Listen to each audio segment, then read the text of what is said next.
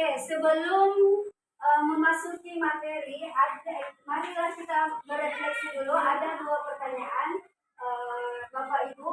Saya minta kerjasamanya untuk menjawab ini. Yang pertama, kira-kira apa pentingnya menciptakan suasana positif ya di lingkungan sekolah? Ya, Ibu, apa pentingnya kira-kira? Tidak banyak negatif. Pentingnya menciptakan budaya positif di sekolah kira-kira agar tidak ada kesalahpahaman antar satu. Oke, terima kasih Ibu Rahma, Ibu Guru hebat. Supaya tercipta suasana yang nyaman. Alhamdulillah, terima kasih banyak. Betul sekali Ibu. Yang kedua, bagaimana cara Bapak Ibu untuk menciptakan suasana positif? Ya, bagaimana caranya? Bagaimana caranya? Selalu positif thinking. Oke, very good. Selalu berpositif thinking. Ya, insya Allah akan tercipta suasana budaya positif. Ya, insya Allah. Ya.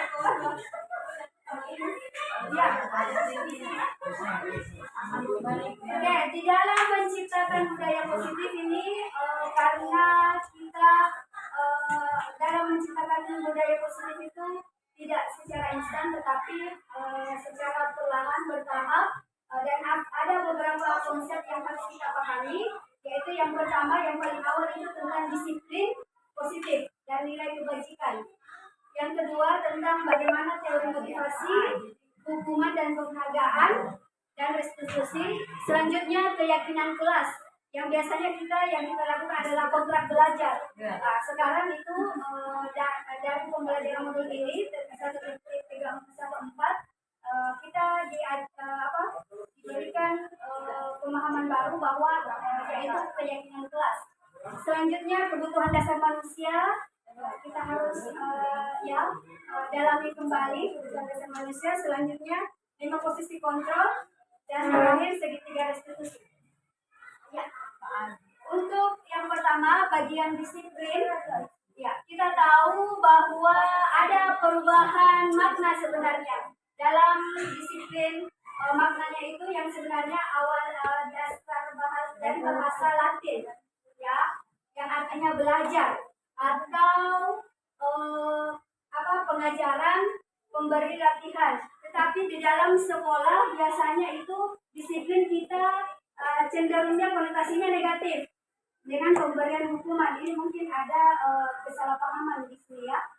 Terus tujuan sebenarnya dari disiplin positif itu untuk bagaimana memotivasi dan menghargai diri sendiri, bertanggung jawab terhadap nilai-nilai yang murid-murid itu percaya. Ya.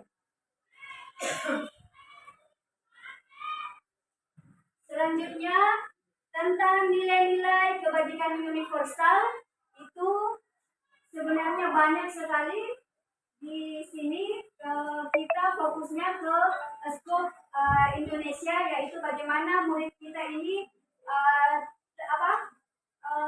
melakukan nilai-nilai kebajikan itu berdasarkan profil Pancasila, yaitu beriman, bertakwa kepada Tuhan Yang Maha Esa, mandiri, bernalar kritis, berbinekaan global, dan terakhir yaitu bergotong royong. Ini inti yang sesungguhnya ya dari profil Pancasila. Oke. Selanjutnya teori motivasi. Ya, ada 3 teori motivasi, yaitu yang pertama yaitu untuk menghindari hukuman atau ketidaknyamanan. Ya, mungkin dominasi siswa-siswa kita atau murid-murid kita dominasinya motivasinya ini. Ya. Yang kedua untuk mendapatkan imbalan atau penghargaan. Yang terakhir inilah yang sebenarnya konsep yang paling ideal, yaitu untuk menjadi orang yang mereka inginkan dan menghargai diri sendiri dengan nilai-nilai yang mereka percaya. Ini sebenarnya yang paling ideal, yaitu yang ketiga. Tetapi pada umumnya yang sering terjadi adalah murid itu memiliki motivasi yang pertama dengan yang kedua menghindari hukuman dengan mendapatkan penghargaan. Oke. Selanjutnya, hukuman, penghargaan, dan restitusi. Hukuman dan konsekuensi biasanya terjadi pada saat ada pelanggaran. Kita sebagai pendidik terkadang sering melakukan kedua kegiatan ini, hukuman dengan penghargaan. Padahal sebenarnya ada restitusi yang di sini adalah konsep idealnya yang sebenarnya butuh tindakan atau aksi nyata di sekolah. Ya, restitusi itu adalah kolaborasi antara guru dengan siswa, bagaimana permasalahan tersebut diselesaikan oleh guru dengan siswa secara bersama-sama, tetapi yang menjadi titik tumpunya itu adalah murid yang bermasalah itu sendiri yang mencari solusinya. Ya. Selanjutnya, ini ada contoh keyakinan kelas, karena yang biasanya yang kita lakukan adalah kontrak belajar. Yaitu biasanya kan datang tepat waktu, kalau tidak ada konsekuensi atau ada hukuman. Misalnya tidak boleh istirahat, itu contoh ya dari kontrak belajar yang ada hukuman ataupun konsekuensinya. Sedangkan kalau keyakinan kelas itu ada kesepakatan bukan saja murid tetapi juga kita sebagai guru. Kita sama-sama berkolaborasi dengan siswa untuk meramu yang namanya keyakinan kelas. Bukan dari guru sendiri, tetapi ada kolaborasi antara murid dengan guru. Seperti contoh, ini adalah contoh keyakinan kelas, yaitu yang pertama tentang hormat. Ya, kita memaknainya, kita sama-sama kami ini antara guru dengan murid. Kami meyakini bahwa sangat penting untuk menghargai semua, menghormati semua orang. Yang kedua, bekerja. Kami meyakini bahwa sangat penting untuk mengerjakan segala pekerjaan dan mengikuti kegiatan yang ditugaskan. Ya. Ini untuk guru dengan murid juga ya. Terakhir, diterima dan dimiliki. Kami meyakini bahwa sangat penting untuk merasa diterima pada suatu kelompok dan saling peduli satu dengan yang lainnya. Ini contoh sederhana tentang keyakinan kelas. Jadi Bapak Ibu wali kelas utamanya ini diharapkan dibuat keyakinan kelas di setiap kelas masing-masing yang diramu antara siswa dengan guru. Ini kerjasama ya. Oke. Terus tentang kebutuhan dasar manusia. Kadang kan kita lihat siswa-siswa itu banyak masalah. Biasanya kita langsung ya konsekuensi atau hukuman. Tanpa menggali ternyata ada kebutuhan murid yang bermasalah ini yang tidak terpenuhi. Nah, untuk hal itu kita harus mengetahui bahwa ada 5 kebutuhan dasar manusia. Yang pertama itu bertahan hidup. Bertahan hidup. Contohnya kan biasanya ada anak-anak datang terlambat.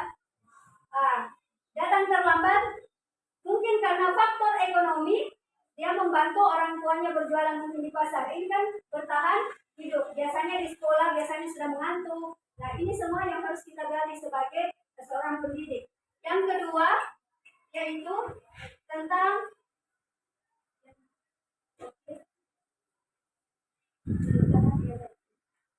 penguasaan.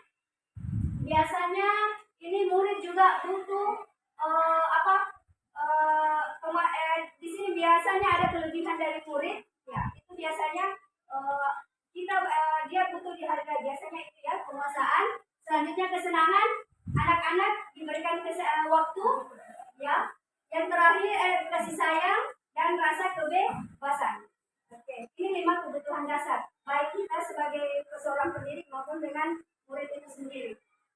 Ya, 5 posisi kontrol.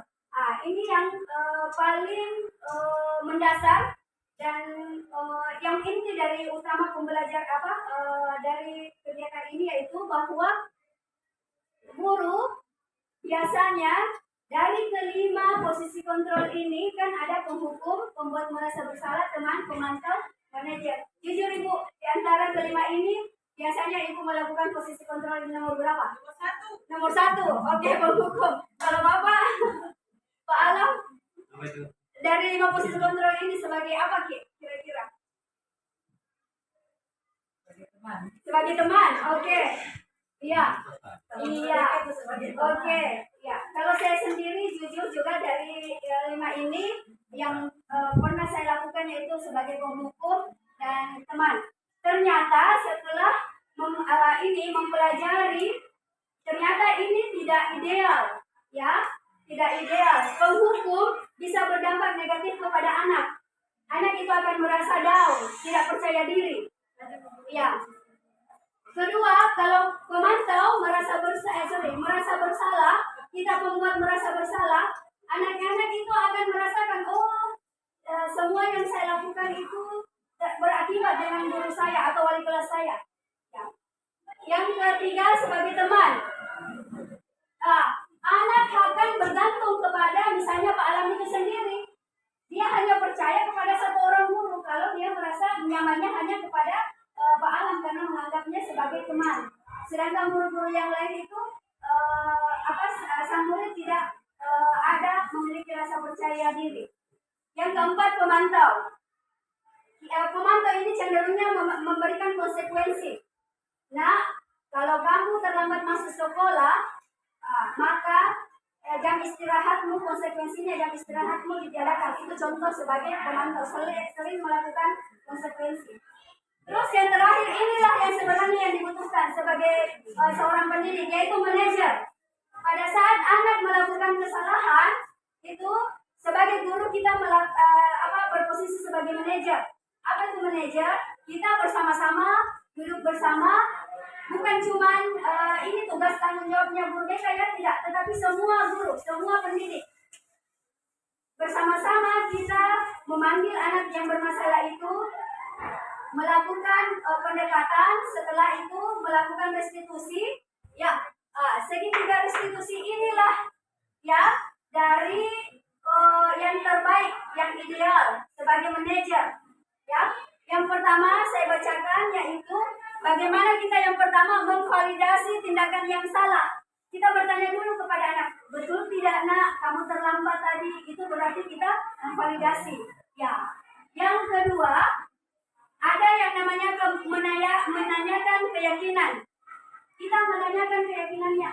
Ya, kalau kamu terlambat nak, nantinya kamu akan jadi seperti apa?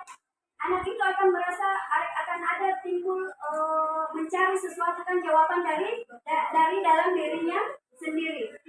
Yang terakhir, menstabilkan identitas. Ini yang paling inti sebenarnya. Bagaimana kita sebagai guru bersikap untuk menstabilkan identitas siswa kita. Misalnya, supaya dia tidak merasa bersalah, kita bisa memberikan contoh juga. Ibu juga pernah nak melakukan seperti yang kamu lakukan terlambat sekolah. Bukan kamu satu-satunya. Berarti anak ini merasa, oh, berarti bukan cuma saya, berarti saya harus ada perubahan ke arah yang positif. Nah, setelah ketiga restitusi ini dilakukan, ya, ada penyelesaian tetapi bukan dari guru, tetapi dari siswa itu sendiri.